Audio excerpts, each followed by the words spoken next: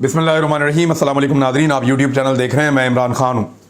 एक ऑडियो आज भी आई है और वो इमरान खान साहब की है, जिसमें इमरान खान साहब बात कर रहे हैं आज़म खान के साथ, जो उनके प्रिंसिपल सेक्रेटरी थे। और उस ऑडियो को ऐसे पेश किया जा रहा है कि जैसे बहुत बड़ा पोल खुल गया है। ये सिर्फ एक ऑडियो है। इस ऑडियो को अगर आप गौर से सुने तो तीन बातें इमरान खान साहब की बिल्कुल सच साबित हो जाती हैं। यानी पीएमएलएन को या पीडीएम को या उन ताकतवर लोगों को जिनको हैकर वाली ऑडियो से खतरा है।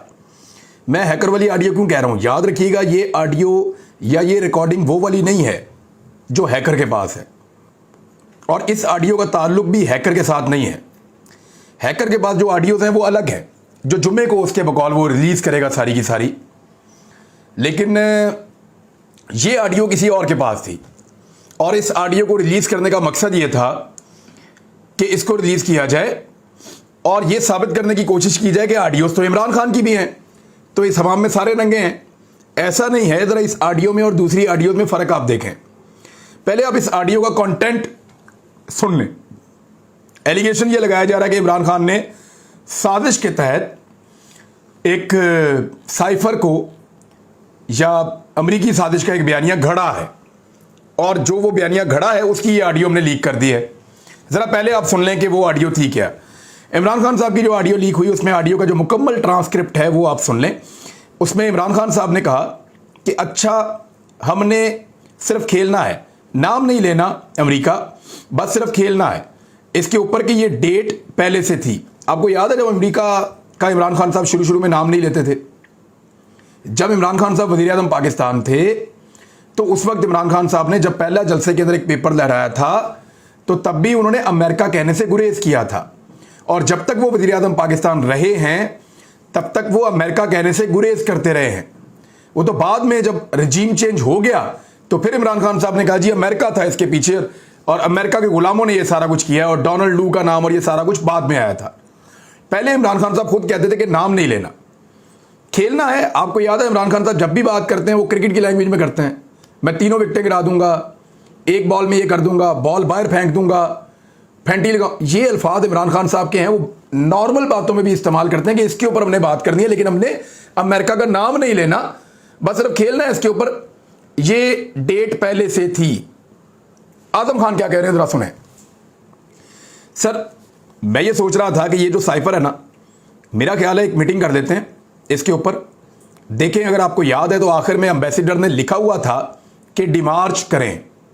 डिमार्च का मतलब क्या है कि आप एक एहतजाजी मुरासला आप भेजें अमेरिका को, और उनको आप कहें कि ये क्या बदतमीजी है, ये कौन सी ज़बान है जो आपने इस्तेमाल की है, और अमेरिका से इसकी जवाब तलबी करें। उसको ये कहें कि ये ना तो डिप्लोमेटिक लैंग्वेज है और ये थ्रेट इसको हम समझते हैं।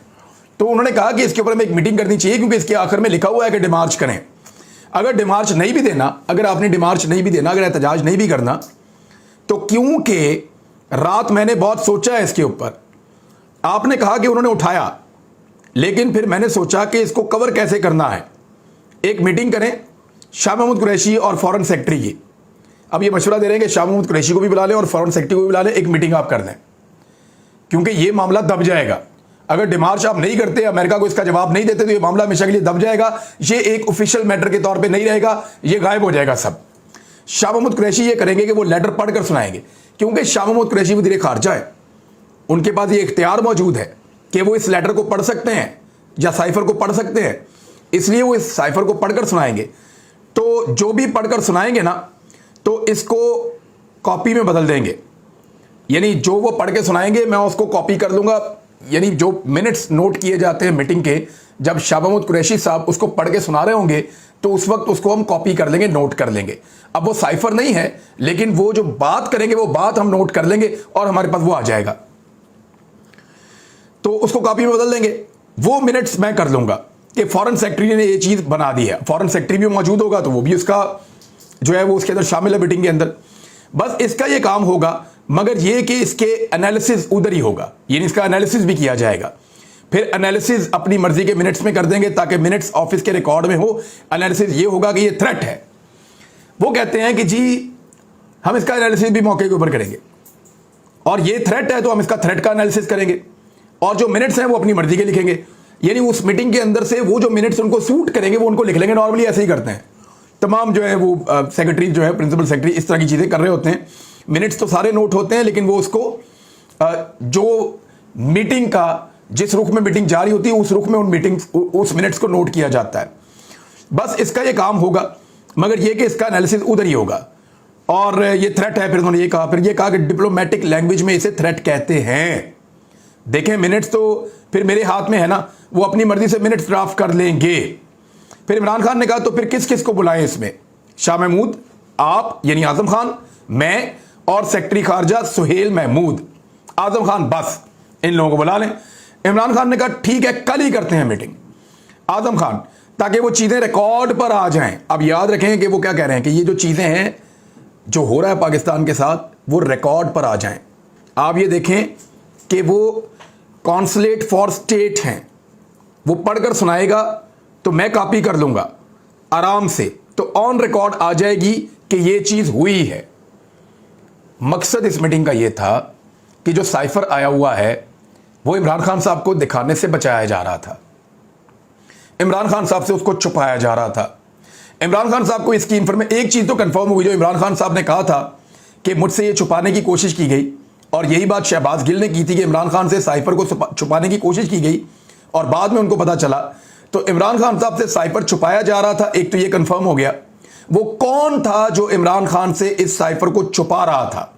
दोबारा से वही सवाल आकर शुरू हो जाता है। दूसरा, रजीम चेंज की हकीकत सामने आ रही है कि एक वजीर आजम से एक चीज़ को छुपाया जा रहा है। आगे मैं बताता हूं कि वो कैसे। तो इस पे आजम खान उनको ये मशवरा दे रहे हैं कि हम एक मीटिंग कर लेते हैं जिसमें हम फॉरेन सेक्रेटरी को बुला लेते हैं, शाह महमूद को बुला लेते हैं, मैं आ जाता हूं, आप बैठ जाएं। उस मीटिंग के मिनट्स में जब इस लेटर को पढ़ के सुनाया जाएगा तो फिर इसको एक थ्रेट करार दिया जाएगा और पता चल जाएगा ये रिकॉर्ड पे आ गया है। अब उससे कोई भाग नहीं सकेगा, क्योंकि वजीर आजम ऑफिस में एक ऑफिशियल मीटिंग हो चुकी होगी जिसमें ब्यूरोक्रेट शामिल होंगे। उसके बाद उन्होंने कहा कि तो ऑन रिकॉर्ड आ जाएगा कि ये चीज़ हुई है। इमरान खान ने कहा ठीक है, आजम खान आप फॉरेन सेक्रेटरी को बुलाएं ताकि पॉलिटिकल ना रहे और ब्यूरोक्रेटिक रिकॉर्ड पर चला जाए। ये बड़ा अच्छा मशवरा था। और लोग भी इमरान खान साहब को ये मशवरा दे रहे थे, जो आपकी कैबिनेट की मीटिंग है या बाकी लोगों को आप बुलाएं, जो लोग इसको देखने का वो रखते हैं, जिनके पास ये इख्तियार है, उनको बुलाएं और बुलाकर उनको साइफर दिखाएं और उनको इसकी तफसीलात बताएं ताकि ये चीज़ ऑन रिकॉर्ड रहे। बाद में इसको कौमी सलामती कमेटी की मीटिंग में भी रखा गया था, जो कुछ लोग चाहते थे कि ना हो। इमरान खान ने कहा नहीं, तो उसी ने तो लिखा है एम्बेसडर ने। तो इस पे आजम खान ने कहा हमारे पास कॉपी तो नहीं है ना, ये किस तरह उन्होंने निकाल दिया ये बात। उन्होंने कहा फॉरेन सेक्रेटरी को बुलाएं। तो इमरान खान साहब ने कहा कि उन्होंने तो लिखा है, यानी उनका एम्बेसडर है जिन्होंने लिखा है, बंदा तो उनका अपना फॉरेन ऑफिस का बंदा था। तो फिर आजम खान ने कहा हमारे पास तो कॉपी नहीं है ना, ये किस तरह उन्होंने निकाल दिया। इमरान खान ने कहा ये यहां से उठी है, यानी इमरान खान साहब के ऑफिस में भी जो कॉपी आनी थी वो यहां से निकाल दी गई थी, उसने उठाई है। अब ये वो कौन है, ये तो वो कौन था जिसने उठाई है, लेकिन एनी हाउ है तो ये साजिश ना। अब ये जनाब इमरान खान साहब ने कहा था, वो उस वक्त भी कह रहे थे ये साजिश है, और वो इसको साबित करना चाह रहे थे। लोग उनसे छुपाना चाह रहे थे, वो इसको सामने लाना चाह रहे थे, वो इसको एक ब्यूरोक्रेटिक मीटिंग के अंदर लाना चाह रहे थे। अब एक चीज है जिसके ऊपर रख के सबने खेलने की कोशिश की है। आखिरी जुमले को सुने तो इमरान खान कह रहे हैं कि एनी हाउ है तो ये साजिश, जबकि जो ट्रांसक्रिप्ट में लिखा है नून लीग वालों ने या मीडिया के लोगों को इस्तेमाल किया गया है, वो इसको साजिश बना देते हैं, ये कह रहे हैं। इमरान खान ने कहा एनी हाउ है तो ये साजिश, वो ये बनाना चाहते हैं एनी हाउ इसको साजिश बना देते हैं। तो जो लोग इमरान खान को जानते हैं उनको पता है वो किस तरीके से बात करते हैं, उनको जिस बात पे बिलीव होता है वो वही बात करते हैं, इधर उधर वो भटकते नहीं है। तो बड़ा क्लियर है कि इमरान खान साहब पहले दिन से, और मैंने 10 तारीख को ये बता दिया था 10 मार्च को, कि इमरान खान को इस बात का पता चल गया है और एक बैरूनी साजिश उनके खिलाफ हो रही है। और इमरान खान साहब ने उस वक्त भी मुझे कहा था कि मैं डिमार्च करूंगा। ये 10 मार्च की बात है। मैं आपको गारंटी करता हूं कि मैं 10 मार्च को इमरान खान से मिला था, उसके बाद मेरी कुछ बड़े अहम लोगों से मुलाकात भी हुई थी, और मैंने उनको भी ये बताया था कि इमरान खान साहब ने बड़ा साफ कहा है कि मैं इसको डिमार्च करूंगा, अमेरिका के साथ हम एहतजाज करेंगे, मैं इसको ऐसे नहीं छोड़ूंगा।